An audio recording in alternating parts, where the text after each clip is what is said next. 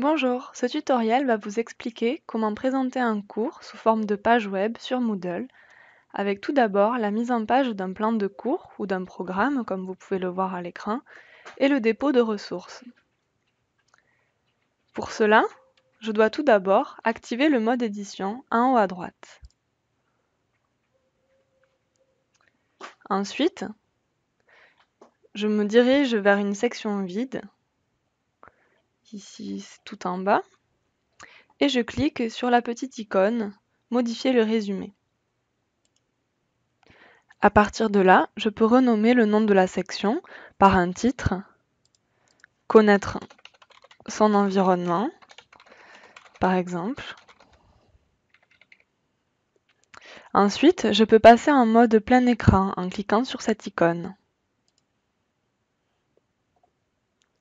Pour insérer du texte, je sélectionne mon cours à partir de mon fichier Word et à l'aide d'un copier-coller, je peux l'insérer dans la fenêtre d'édition de texte. Attention, afin de conserver la mise en page source de mon fichier Word, je dois au préalable cliquer sur l'icône « Coller un texte créé sous Word ». Une fenêtre s'ouvre alors et à l'aide du raccourci clavier CTRL et V, je peux coller mon texte.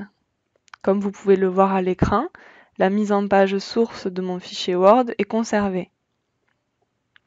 Je clique alors sur « Insérer ».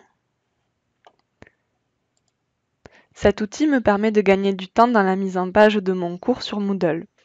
Ensuite, les outils classiques d'édition de texte peuvent être utiles pour compléter la mise en page. Je peux par exemple mettre en gras, en italique.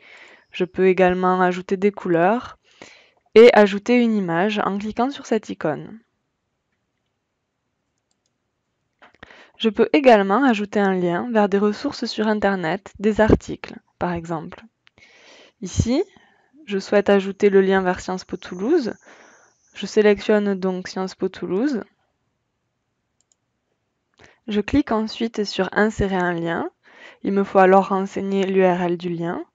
Pour cela, je vais sur ma page et à l'aide d'un copier-coller, je la renseigne ici. Je clique ensuite sur « Insérer ». Je quitte le mode plein écran et je n'oublie pas d'enregistrer. Mon cours apparaît alors comme ceci sur mon espace de cours. La mise en page est conservée comme vous pouvez le voir et mon lien vers le site Sciences Po Toulouse apparaît ici.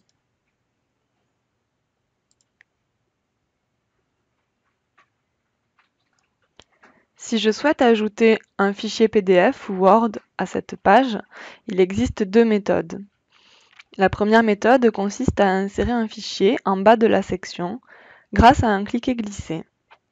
Pour cela, je sélectionne le document qui m'intéresse dans mes documents et à l'aide d'un cliquer-glisser, je l'insère dans la section, comme ceci. L'inconvénient de cette méthode est qu'elle permet d'ajouter des fichiers seulement à la fin de la section et non pas au centre de mon texte. Une deuxième méthode permet d'ajouter un fichier directement au milieu du texte et pour cela, je dois retourner dans « Modifier le résumé ». Je passe ensuite en mode plein écran et si je souhaite ajouter un fichier au milieu, j'insère « Document à consulter » par exemple, je sélectionne mon texte et je clique ensuite sur « Insérer un lien ». Je clique alors sur l'icône « Parcourir ». Je clique à nouveau sur « Parcourir » et dans mes documents, je vais chercher le fichier que je souhaite insérer. Je confirme en cliquant sur « Déposer ce fichier », puis en cliquant sur « Insérer ». Je quitte le mode plein écran et je n'oublie pas d'enregistrer. Sur la page de cours, le document est inséré juste ici et l'étudiant peut cliquer sur « Document à consulter » et avoir accès au fichier PDF.